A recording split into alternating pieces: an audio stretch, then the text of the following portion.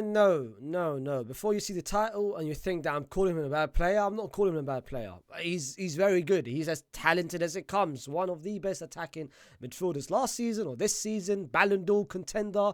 The fact that he's come back from a double ACL injury and doing what he's doing, incredible. However, Real Madrid, they do not need him. And Wirtz should not be coming to us. It's literally Madrid and Wirtz is a couple which needs to be forbidden. It needs to be forbidden. It's haram. Because Wirtz is a good player, but the idea of having Wirtz at Real Madrid does not make sense at all. And I will explain to you exactly what I feel by this and why I'm saying this. Before I start, as always, like, share, subscribe. Yeah. Listen.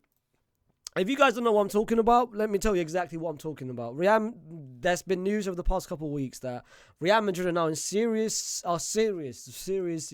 about to pursue Florian Wirtz. And that includes Manchester City as well and many other clubs around the world, including Bayern Munich and potentially as well Barcelona. At the same time, Real Madrid, the valued price and what Leverkusen are pretty much valuing Wirtz at is 130 million. 130 million. It's not cheap. It's not cheap because, I mean, look at him. The season which he had last season was incredible. And so far, what he's doing this season is again incredible. So 130, is it too much? Is it punchy? Yeah.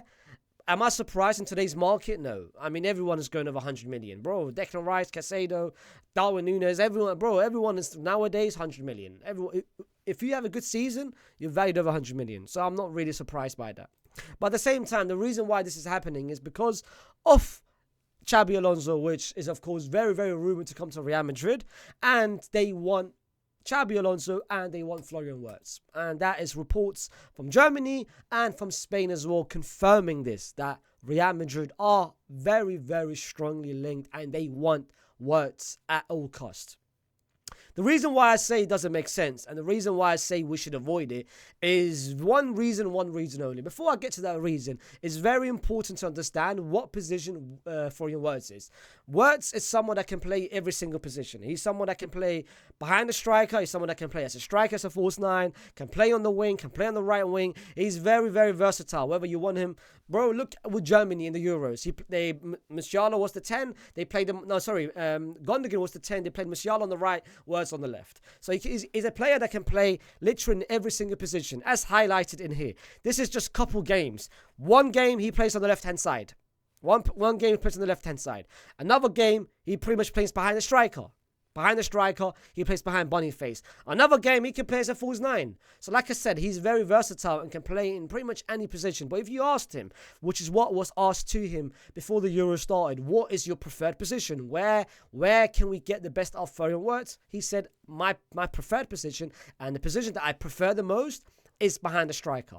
And that's the reason why last season he played over 30, over 45 games last season, he played behind the striker. If we want to highlight it for this season already, he played 14 games behind the striker. So what is Florian Wirtz? Florian Wirtz is literally a 10. He is a number 10. He plays best when he is behind the striker.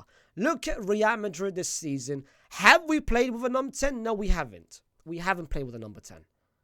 We don't play with the number 10. Last season we did with Jude Bellingham because Jude last season was a 10/8 on the left-hand side in most stages, especially that second half of the stage where we played 4-2-2-2.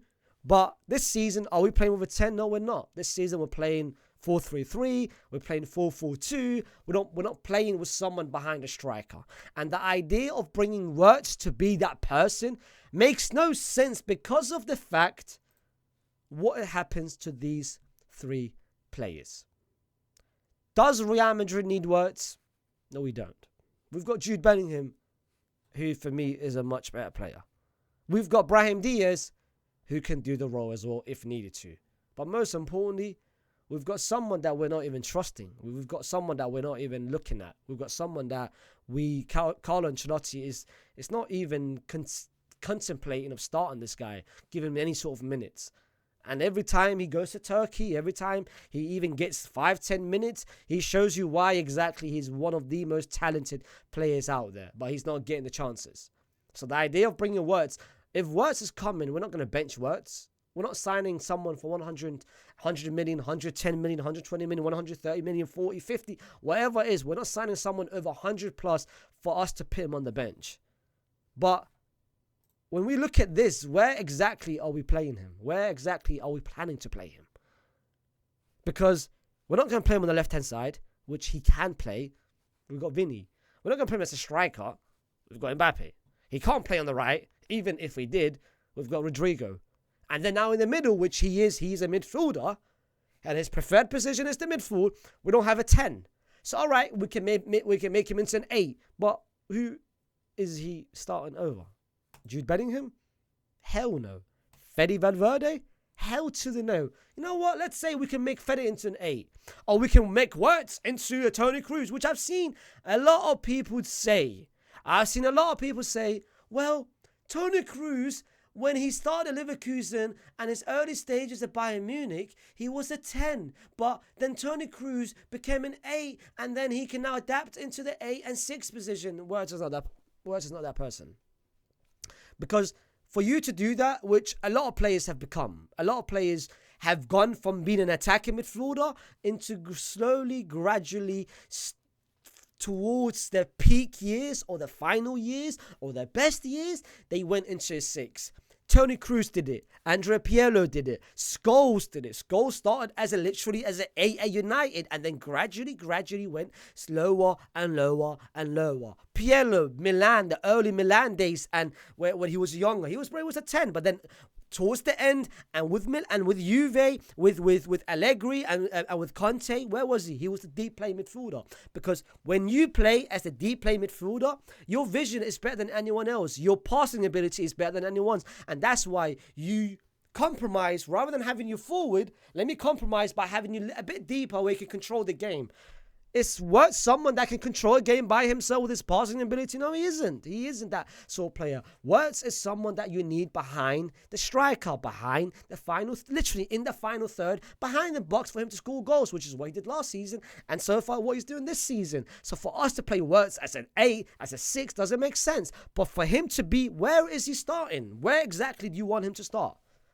So, but if you did bring him, that means one of those two players will be sacrificed, or Rodrigo will be sacrificed. Let's say we put Wirtz on the right hand side. What are we going to spend 120, 130 million on someone that we're not even going to play in the preferred position? Let's say we bring Wirtz. Okay. So what? Wirtz going to be playing right here, right here. Does this look like a midfield that would work out? No, it doesn't. But what does it happen? Let's say we do. Let's say Wirtz will be right here. What happens to Brahim Diaz, who whenever gets his chances does well? But most important, what happens to Arda Guler? Because if you bring Wirtz, that is going to be someone that's going to be taking his minutes and his minutes. But I care more about his minutes. What happens to Arda Guler? So what? Arda Guler's not going to get any sort of minutes? Am I crazy to say that I value and I rate this person, Arda Guler, much more than Wirtz? And that's the reason why I don't want Wirtz. It's not because I don't like him. It's not because I don't think he's talented. And again, some people might say you guys did the same to Jude Bellingham. That's right. I did it. I'll put my hands up. I did it. I was the first person who did it. I said I did not want Jude Bellingham. Not because I didn't think Jude was good. I just said because Benzema was leaving us, we needed a striker. We needed a left back. We needed a right back. I made it very clear that we had more positions which mattered more than a midfielder and Jude Bellingham. But then Jude came and exceeded expectations completely, which no one expected. Last season wasn't supposed to be the way it did. We were all just surprised everything turned out to be positive because of how good Jude Bellingham was. That's not going to be the situation of bringing Wirtz in, because my problem is not Wirtz coming in. My problem is there is no position for him. Secondly, it's gonna restrict other players from getting minutes. Rodrigo, because if Wirtz comes in, Rodrigo might not start completely. If Wirtz comes in, If Wirtz comes in, let's say Rodrigo does start. Let's say we play with a 4-3-3. That means Fede's not going to be starting. Jude's not going to be starting. Camavinga's not going to be starting. And trust me, I value all of those 3 players much more than Wirtz. But most importantly, I value him more than Wirtz. Those Wirtz minutes, the idea that we want Wirtz to be, why can't we have that same image and same vision for Arda Guler? Why can't he be our Wirtz? Why can't he be our 130 million signing? Because he is literally that person. If given the chances, he will demonstrate to you why he is so talented. And this is my problem. If we're not going to give him any sort of chances, why did we then sign him? Bro, if Arda Guler played for Barcelona, if Arda Guler joined Barcelona last summer, Arda Guler will be a guaranteed starter for Barcelona. Wherever Olmo's playing, because Olmo would have never come if Arda Guler was there. Wherever, I don't care who. If Olmo, if Casado, if even Inaki Peña. Wallah al-Azim, Arda Guler would have been started anywhere. But my point is, if Arda Guler was a Barcelona player, he would be starting literally right now, day in and day out, and showing you exactly why he is worth 100 million, 120 million, 130 million, the same amount of money that you're prepared to spend on Florian Wirtz. So why can't you, him, those minutes and those expectations and standards, why can't you give it to Arda Guler? Forget Arda Guler. Why not Brahim Diaz as well? Brahim Diaz is as talented as it comes as well. Look what he did last season. Whenever Jude Bellingham went down, whenever he went down with an injury, he stepped up. Leipzig, he stepped up. Atleti, he stepped up. Whenever he went down, he was given the chances. But if Wirtz comes, forget him. He's not getting chances. He's not getting chances. And most importantly, one of those 2 players will be benched because of Wirtz. Because we're trying to fit in Wirtz somehow and some way. But this is not Galactico point 2 where we sign Ronaldo, Alonso, and Benzema. And I don't want this to be a Galactico number 3. Because right now, what this has turned out to be, this is Galactico number 1. Because if you guys don't know, if you guys are new fans, and if you guys have just supported the team, if you're still young, the reason why Galactico number 1 is called Galactico is because we signed every single person that was at that point regarded as the best. Zizou, R9, Owen, Figo, X, Y, and Z. More and more and more. But what we did, by the way, the Galactico era, I'll make a video about that maybe. The Galactico point 1 wasn't successful at all. They underachieved. They performed below expectations. The reason why they did that, Perez, he prioritized players with star power, star names, someone that's going to give him money, but got rid of players that should be starting are more important. That's the reason why last season I ranked Fede as our most important. Jude is better than Fede. Vinny is better than Fede, but I value importance because he is important to Real Madrid. Take Fede out, Real Madrid would not function, and that's what happened in 2002. They took out the pillar, the key player in Claude Makelele. They sold him. They brought in Bex, David Beckham, because at that point Beckham, oh my God, superstar, star power. What did they do? They turned Figo into centre midfielder because Makelele was gone. They tried to fit every single person. And what happened after that? Nothing happened. Real Madrid did not win a Champions League. As a matter of fact, Real Madrid barely made it into a quarter-final. And this is what's turning out to be with this situation. Signing Wirtz is not going to help Real Madrid. The idea of Wirtz sounds so good. But having him is a complete different situation.